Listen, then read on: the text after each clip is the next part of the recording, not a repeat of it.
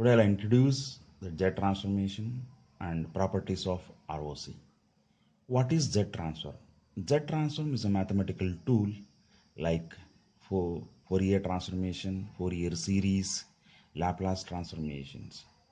It is used to represent the signals in the Z domain, and it is a more generalization of discrete time Fourier transform. It is generalization of discrete time Fourier transform. Where discrete time Fourier transformation is used, he is a Fourier representation of non-periodic signals in the frequency domain.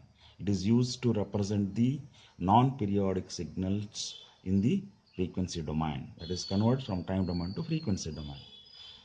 Z transformation is used because here the dt of t cannot converge all the signals. Many signals are not converged by dt of t, whereas those signals are converged by Z transformation.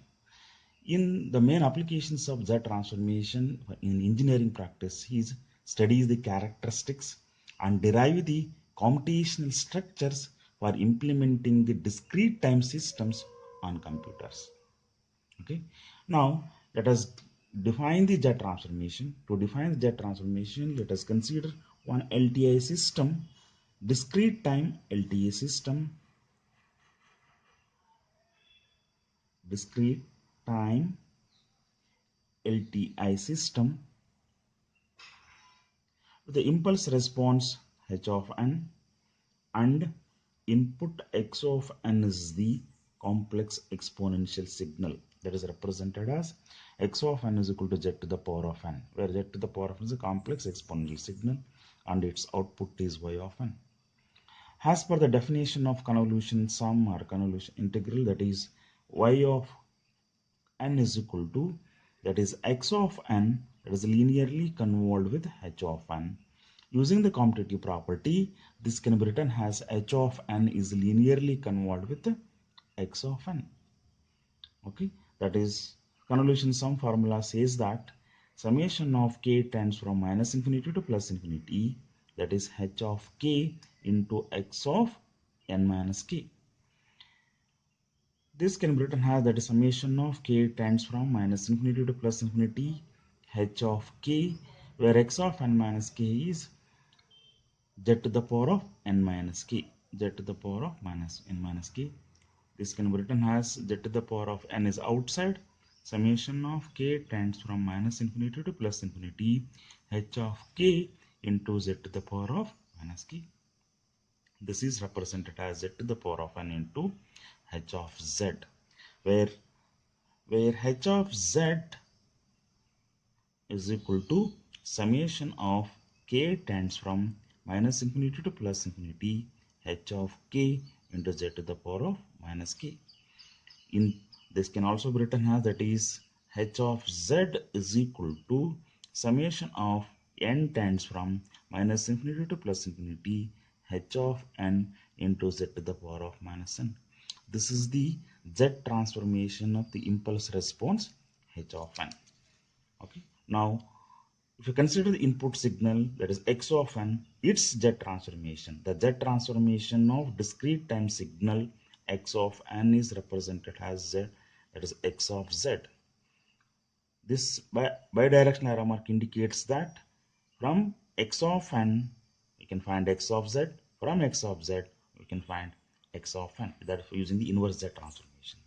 Now the definition of Z transformation is that is Z transformation of any discrete time signal is given by summation of n tends from minus infinity to plus infinity x of n into z to the power of minus n.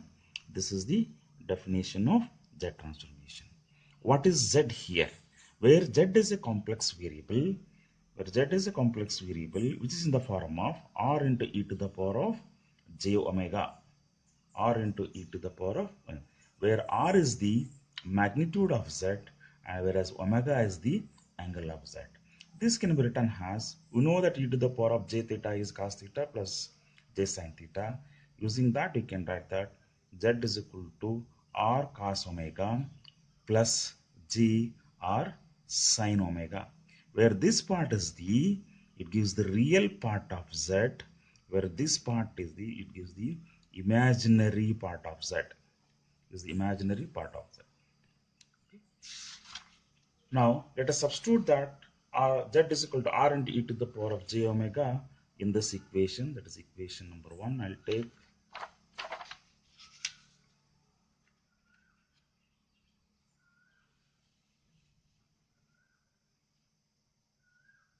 that is x of r into e to the power of j omega equals to summation of n tends from minus infinity to plus infinity x of n, where z is replaced by r into e to the power of j omega, r into e to the power of j omega to the power of minus n. This can be written as, that is, summation of n tends from minus infinity to plus infinity x of n r to the power of minus n into e to the power of minus j omega n. Okay, that is nothing but that is the dt of t equation. Okay, this is the dt of t of that is x of n into r to the power of minus n. This equation is the dt of t of x of n to r to the power of 1. So what is r to the power of minus n? It is a decaying or growing exponential signal based on the value of r. R may be less than 1 or greater than 1. Based on that value, we'll get the decaying or growing exponential signal. Okay. Now, when r is equal to 1, what happens in this equation? That is when r is equal to 1, that is when magnitude is 1, that is it becomes modulus of z will become 1. Then we can write that x of z is equal to, that is x of e to the power of j omega. When r is equal to 1, we'll get summation of n tends from minus n plus infinity x of n e to the power of minus j omega n. This is the equation number 2. This is the equation of discrete time Fourier transformation.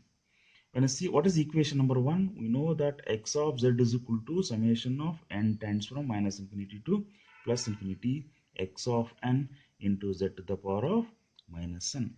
This is the equation number 1 we said. Comparing 1 and 2, we'll get the relationship between the x, that is z transformation, and the DTF equation. We can say that is x of z is equal to x of e to the power of j omega under the condition that when z is equal to e to the power of j omega. Okay. Now, finally, you can say that that transformation is, that is x of z is equal to summation of n tends from minus infinity to plus infinity x of n into z to the power of minus n. This is the transformation of any discrete time signal x of n. This can be converted into DTFT equation just by replacing z as e to the power of j omega. Okay. Next, after this, how you are representing in the z plane. When you take a z plane, that is, this is a z plane. When you take a z plane, that is, this is the z plane. This is the real part of z, and this is the imaginary part of z. This is the imaginary part of. Let us take one point z. Its magnitude is r from the horizon. This is r, and its angle is omega with respect to the real axis. This is one z point where that is r into e to the power of j omega. Here, one z point is located in the z plane, with the magnitude is r and angle is omega. Okay. Now with this, we can define what is ROC here. What is ROC? ROC means region of region of convergence. What is the region of convergence? For set of values of z, for set of values of z, if x of z converges, x of z, if if x of z converges, we can say that is a reason of convergence. Definition of ROC is for set of values of z, x of z converges to a finite value. For those values, we'll call them convergence values. Okay, this is the definition of reason of convergence. Okay. Next, what are the properties of ROC? Okay, the properties of ROC, we can give with we can tell the properties of ROC with the examples.